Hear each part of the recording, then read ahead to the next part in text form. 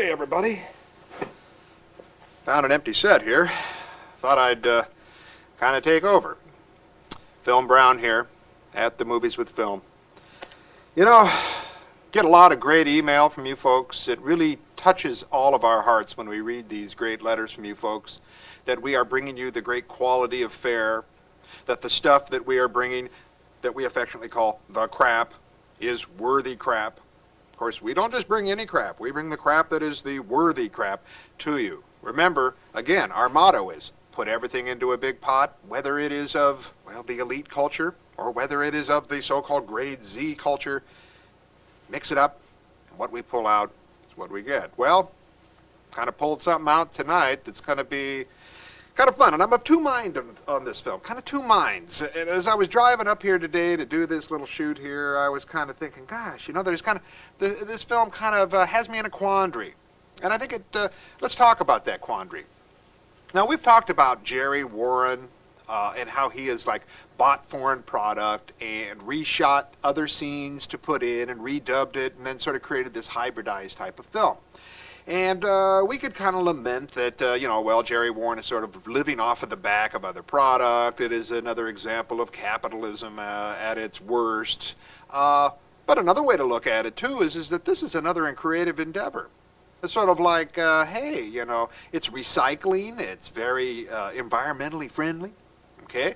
He's using material that is already found, and what is he doing with it? He's taking a new take on it. Now, if we like the films of Bruce Conner, for instance, the famous underground filmmaker, his films like, for instance, A Movie, or the things that Kenneth Anger has done in Scorpio Rising, using found footage in order to recreate a film, then we might look at these at another angle. I myself am going to take that second angle. I admire these filmmakers. Yeah, maybe the dollar was the almighty God in their worlds, but at the same time, there is artistic quality to be had from these hybridized films. Well, we have another hybridized film. Jerry Warren didn't have a monopoly on the market for this kind of stuff. Roger Corman at AIP also was doing some of this stuff in the 60s. Now, by the time that the 60s come along, Roger Corman is, he's a big guy. He's able to call some shots at AIP. And he had, in his collection of works, they had purchased a film called Planeta Berg. Planeta Berg. And it was a 1962 Soviet science fiction film that was directed by this Pavel Klashytsev, which is a film that does exist out there, that you can see, Planeta Berg. And what they did with this film, okay, rather than, no, there's two ways to think about it here. Roger Corman could say, gosh, we got this great film out here, and it is a very good film, this Planeta Berg.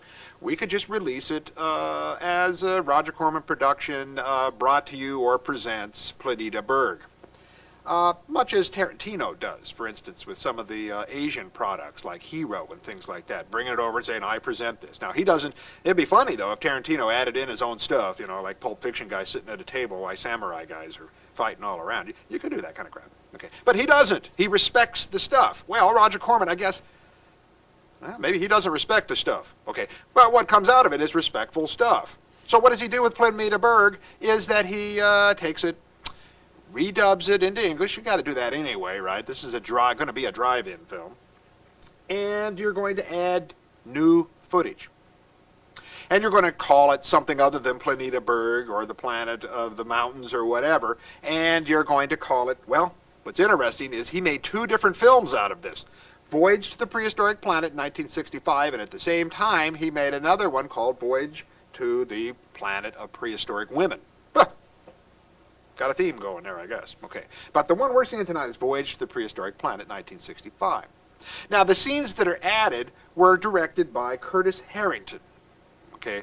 Now, if you know a film called Queen of Blood, okay, that was shot about the same time at AIP that Curtis Harrington had shot, he must have been on the dole at that time and said, hey, you know, while you're taking a lunch break, come over here and shoot a couple extra scenes or something like that, okay? It won't take you much, because Basil Rathbone, hey, he's sitting there already. You can use him.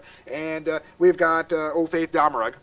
We'll insert her into that. Now, those are the two inserts. okay, is Basil Rathbone is a scientist on a sort of a orbiting space station who's keeping track of this expedition that's going out to Venus, and he's keeping track of these folks. And on these spaceships, okay, is this Soviet crew added one woman, Faith Domergue, okay, who is an American actress, and she's left up above, okay, while the other guys go down to the planet and explore it. Okay, and she keeps track of them, and they talk back and forth. Why they need her in the film at all, I don't know. Okay, I guess it's that up-down type of thing, you know, make it more interesting. They got to have somebody to talk to. The footage that is the Soviet footage is remarkable stuff. It looks fantastic. And it has a great feel. I have not had a chance to see the original Planeta Berg, and I should go out and locate that. It's a laziness on my part, I guess, and I apologize profusely. Okay, but what is there looks fantastic. You got these astronauts who come onto this planet and have to explore it, and one of the astronauts keeps hearing this strange female voice that calls them off, and they all kind of hear it here and there, and I won't go into that too far because it's kind of cool at the end of how that plays out. They have this great space vehicle that they ride around in. It's like this Jeep-like thing that also can go underwater.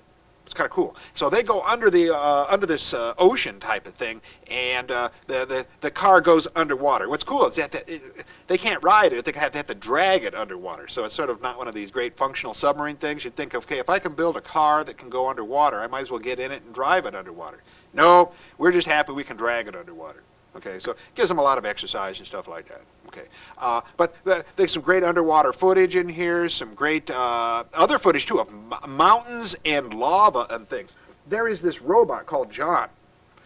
I love that robot called John. Okay, and he talks and he plays jazz music out of his body and things. He's a real cool looking robot things, and he carries them around once in a while. You know, he's sort of like you know, like we always talk about a monster, you know, he has to carry somebody around once in a while. Well, he gets to do that because they run into this lava field, and, you know, you can't walk on lava too easy. You know, remember when you were kids, you used to have to climb across all the furniture in the living room, right? Don't touch the floor, it's lava, you know. Well, we never had John the robot type of guy, okay? But they have John the robot type of guy, and John's cool.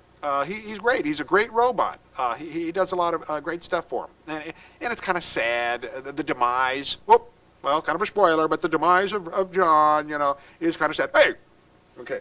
Now, I think you're going to have a lot of fun with this film. I certainly did. Voyage to the Prehistoric Planet. And if I could ever find a copy of Voyage to the Planet of Prehistoric Women, wow, I'm going for it. And maybe bring it your way as well. But go out there and just, you know, think about this film as being a great artistic work, you know, where these different bricolateurs are taking found footage and working with it in new ways. I think you're going to like this film. I think you're going to like it a lot.